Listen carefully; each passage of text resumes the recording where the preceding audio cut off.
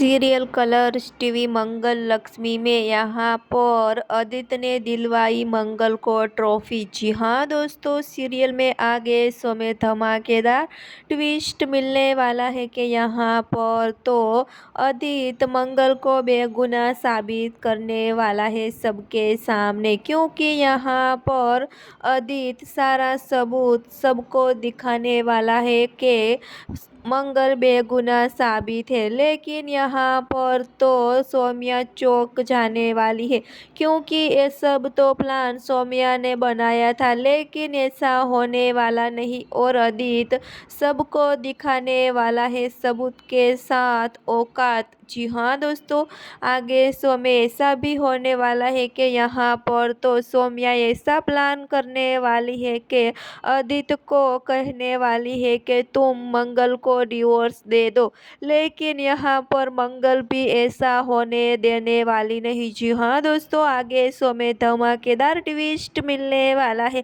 आगे देखने के लिए जुड़े रहे, सब्सक्राइब और कमेंट करके हमें जरूर बताना। फिलहाल लिए बस इतना सा, आगे देखने के लिए जुड़े रहे।